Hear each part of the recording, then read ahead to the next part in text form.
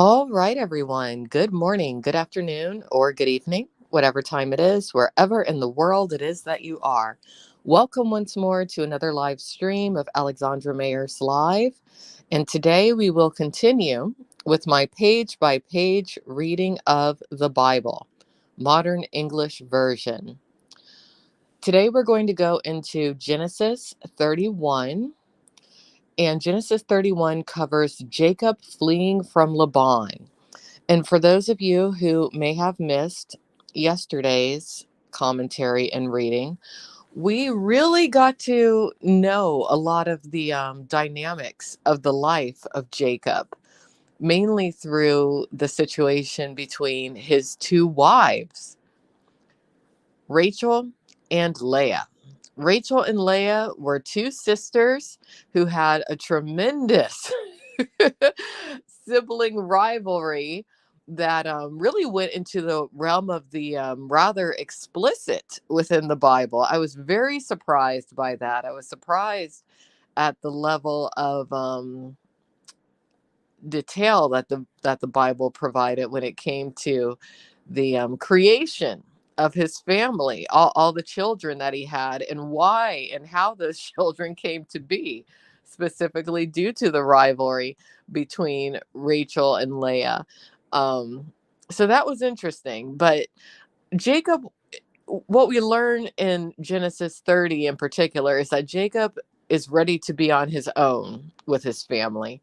He's not exactly happy being under the father of his love, or the one who he lusted after the most, Rachel. And he wants to be on his own. So he begins a sort of selective breeding program when it comes to the livestock that they raise, so that he can increase his wealth and kind of create an escape um, pot for himself. He needs a way to get away from Laban and still have his livelihood and be able to support all his kids, because he's got a bunch of them due to Leah and Rachel trying to outdo each other. So he's got a lot going on, but he kind of deserves it, because if you remember, Jacob has always been conniving. He doesn't seem particularly grateful at times for the things and situations that he's in. He cheated his brother Esau out of his blessing and everything, and I thought that was horrible. He has a twin brother named Esau, for those of you who may have missed previous Bible page readings and commentary over here. So we're just going to go ahead and jump into 31, Genesis 31, and I'll provide my commentary as needed as I read through this. And I hope all of you enjoy. And I hope all of you have a wonderful Saturday. Jacob flees from Laban. Now, Jacob heard the words of Laban's sons, saying, Jacob has taken away all that was our father, and he has gotten all his wealth from what was our father's. Jacob saw the look of Laban and saw he was not congenial toward him as before. So Laban's sons, they're getting hip to their brother-in-law when it comes to Jacob's swindling ways. And he's been this way for a long time, as I stated. When he left home, he swindled his brother out of his birthright and his father's death blessing, with the approval, by the way, of his mother, Rebecca, which was horrible. It amazed me that Rebecca was willing to smite her other son Esau like that. But then again, it's the Bible. We have some scandalous women in this Bible. But anyway, let's keep going. Then the Lord said to Jacob, Return to the land of your fathers, to your family, and I will be with you. And keep in mind that Jacob left home to begin with because of the situation with his brother. Esau wanted to kill him. So Jacob sent and called Rachel and Leah to the field where his flock was, and said to them, I see your father's demeanor, that it is not congenial toward me as before, but the God of my father has been with me. You know that with all my strength I have served your father. Your father has deceived me and changed my wages 10 times, but God did not allow him to hurt me. If he said, the speckled will be your wages, then all the flock produce speckled. If he said, the striped will be your pay, then all the flock produce striped. In this way, God has taken away your father's flock and given them to me. So Jacob, like I said, Jacob developed a selective breeding program for this livestock that he's raising. Now, did Laban deserve what Jacob did to him? In a way, yes, because Laban did trick Jacob when it came to Rachel. Rachel was the bait to bring in some new blood into their family, meaning Jacob. Rachel, the Bible even said Rachel was beautiful in body and form. She was the hot sister. But then you had Leah. And the Bible said Leah had tender eyes, but that might be it. We don't know if Leah is a BBW. We don't know what's going on with Leah physically, aesthetically. Now Jacob has had children with both of them. He had to marry both of them, but here's how that happened. Just as a recap, Jacob was set to marry Rachel, but somehow at a party one night, Laban managed to trick Jacob into laying with Leah.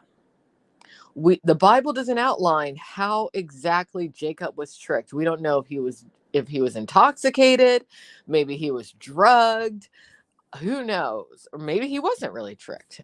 We don't know. But according to the Bible, he was tricked.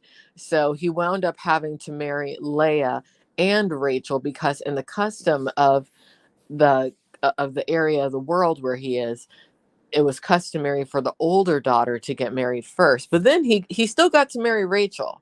But it turned out that Rachel was barren. Okay. So you had that issue going on. There were so many things that happened. So go back to Genesis 29:30. You can hear it. It's a soap opera, essentially. So anyway, Jacob wants to get away from Laban. He's stockpiled a whole bunch of sheep through selective breeding. So let's see what happens. He's talking to his wives about it. Here we go. When the livestock conceived, I lifted up my eyes and saw in a dream that the male goats mating with the flock were striped, speckled, and spotted. The angel of God spoke to me in a dream, saying, Jacob. And I said, Here I am. He said, Now lift up your eyes and see all the male goats which mate with the flock are striped, speckled, and spotted, for I have seen all that Laban has done to you. All right, so God saw that Laban tricked Jacob. Jacob was basically an indentured servant in order to attain Rachel, his wife, the one that he really wanted. It took him 7 years. Laban threw in Leah for 7 days worth of work, which is, I'm sure, what made Leah so bitter. Horrible, horrible. Laban is horrible when I really think about it. So he's trying to get away from Laban.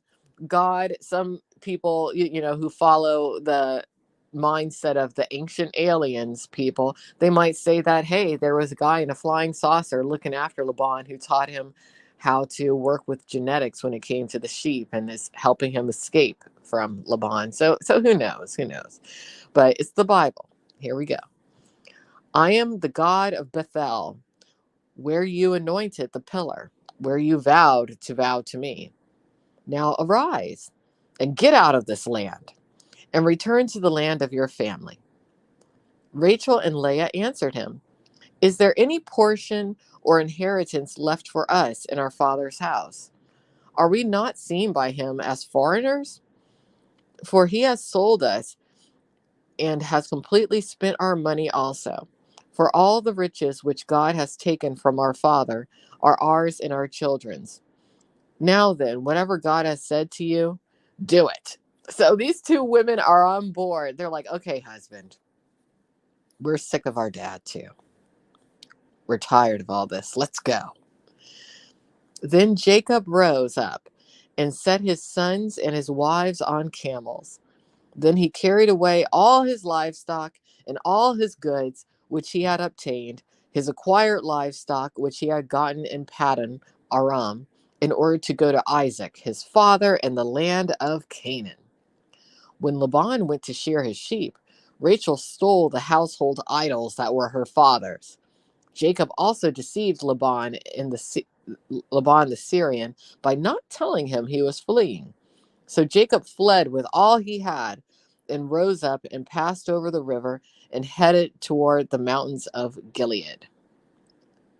All right, so he's getting away. He's getting away. And Rachel took the things that meant something to her too from her dad's house. She was upset. All right, Laban pursues Jacob. Uh-oh.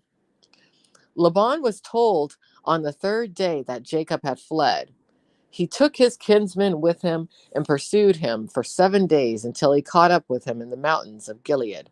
But God came to Laban the Syrian in a dream by night and said to him, "Take care that you speak to Jacob, neither good nor bad." Then Laban overtook Jacob. Now Jacob had pitched his tent on the mountain, and Laban with his kinsmen pitched in the mountains of Gilead. Laban said to Jacob, "What have you done that you have stolen away without my knowing and carried away my daughters like captives taken with the sword?" The girls wanted to go. They were sick of you, Laban. And his kinsmen, it's interesting they use the word kinsman here. He took his sons with him to try to bring Jacob back. But Jacob was tired of him. Just let him go. Gosh, Laban. Control freak. Let's continue.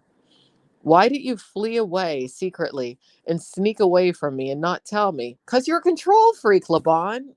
Come on. I would have sent you away with joy and with songs. No, you wouldn't have. With the tambourine and harp. And why did you not permit me to kiss my sons and my daughters farewell? You have acted foolishly in doing so. It is in my power to do you harm, but the God of your father spoke to me last night, saying, 'Take care that you not speak to Jacob either good or bad.' Now you surely have gone away because you long desperately after your father's house. Yet why have you stolen my gods?" Then Jacob answered and said to Laban, "Because I was afraid, for I thought you would take your daughters from me by force. But anyone with whom you find your gods, let him not live. In the presence of our kinsmen, point out what I have that is yours and take it." For Jacob did not know that Rachel had stolen them. Oh no. Oh no. So, as we learned earlier, Rachel did take those idols from her father's home. Is he going to kill his daughter? Let's see. So Laban went into Jacob's tent and into Leah's tent and into the 2 female servants' tents, but he did not find them. Then when he went out of Leah's tent and entered into Rachel's tent, now Rachel had taken the household idols and put them on the camel saddle and sat on them. Laban searched the entire tent but could not find them. She said to her father, "Let not my lord be displeased that I cannot rise before you, for the manner of women is on me." So he searched, but he did not find the household idols. For the manner of woman is on me. Oh, so I wonder if this means that she was having her time of the month. Interesting. Then Jacob became angry and berated Laban. And Jacob asked Laban, "What is my offense? What is my sin that you have so hotly pursued after me? You have searched all my things, and yet you have found all and yet what have you found of your household things? Set it here before my kinsmen and your kinsmen, so that they may be the judge between us both." Interesting. Interesting. I think it doesn't really make clear whether or not Jacob knows that Rachel has that stuff, but regardless, he would have protected her because Rachel is his favorite wife because she's the one with the hot body. Okay, this 20 years I have been with you. Your ewes and your female goats have not miscarried their young, and the male goats of your flock I have not eaten. That which was torn by beast, I did not bring to you. I bore the loss of it. You required it from my hand, whether it was stolen by day or stolen by night. It was like this with me. In the day, the heat consumed me, and the frost by night, and my sleep fled from my eyes. I have been 20 years in your house. I have served you 14 years for your two daughters, and 6 years for your flock. And you have changed my wages 10 times. If the God of the Father, the God of Abraham, and the fear of Isaac had not been with me, surely you would have sent me away empty now. God has seen my affliction and the labor of my hands and rebuked you last night. All right. So he stands up for himself. Um, Jacob, he's kind of skewed though in what he says to Laban. It's not exactly 14 years that he served for his two daughters. It was 13 years and just shy of another year due to 7 days when it came to Rachel versus Leah. It was all about Rachel. It really was. Rachel's always been the one that kind of got him in trouble because I don't even think Laban would have pursued Jacob as much as he did if Rachel hadn't taken those things from the house. But, you know, sometimes you got to go the extra distance for that troublesome, hot person in your life. And that's what happened to Jacob. So, anyway, let's continue. And I'm glad you're enjoying this, Brian. I'm glad you're enjoying this. Laban's covenant with Jacob. Laban answered and said to Jacob, these daughters are my daughters, and these children are my children, and the flocks are my flocks, and all that you see is mine. So again, the control freak comes out. Mine, mine, mine, mine, mine. But what can I do this day to my daughters or their children, whom they have borne? Now, therefore, come, let us make a covenant, you and I, and let it be as a witness between you and me. So, in other words, he's going to make an agreement with Jacob, a compromise. So Jacob took a stone and set it up for a pillar. Jacob said to his kinsmen, gather stones. So they took stones and made a pile, and they ate there on the pile. And Laban called it Jagar Sahadutha, but Jacob called it Gilead, okay, or Gilead. Laban said, this pile is a witness between me and you this day. Therefore, its name was called Gilead. And Mitzpah, for he said, may the Lord watch between you and me when we are apart from one another.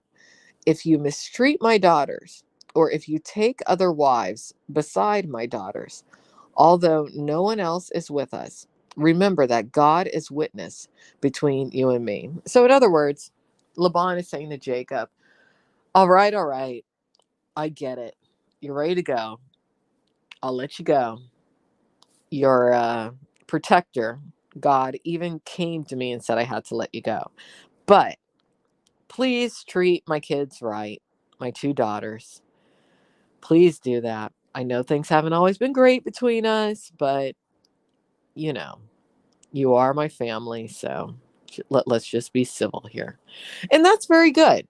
That's very good. This is a good lesson, actually, when it comes to the relationship between parents and their daughter-in-law or their son-in-law, whoever their children marry, because oftentimes there are conflicts between the father or daughters-in-laws and the parents of whoever it is that they marry. So this is a good reference. If you know of anyone out there who's going through such a thing, refer to them refer them to Genesis 31. This is good. Then Laban said to Jacob, "See this pile, and see this pillar which I have thrown between you and me. This heap is a witness, and this pillar is a witness, so that I will not cross over this pile to you, and so that you will not pass over this pile and this pillar to me for harm. The God of Abraham, the God of Nahor, and the God of their father, judge between us." Then Jacob vowed by the fear of his father Isaac. Then Jacob offered a sacrifice on the mountain and called his kinsmen to eat bread. And they ate bread and stayed all night on the mountain. Early in the morning, Laban rose up, kissed his grandchildren and his daughters, and blessed them. Then Laban departed and returned to his place. All right. Well, that's it for Genesis 31. That was an interesting turning point in Jacob's life. Jacob finally gets away from his father in law with his two wives, and they head back to his family.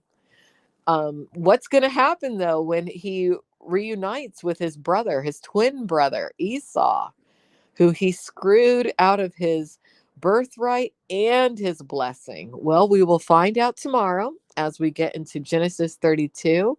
We'll probably go into Genesis 33 also. And we might venture into Genesis 34. We just might. So thank you everyone for joining me today. I hope all of you have a beautiful Saturday, whether you're resting or working. I will be working. So take care. Have a good day. Bye-bye.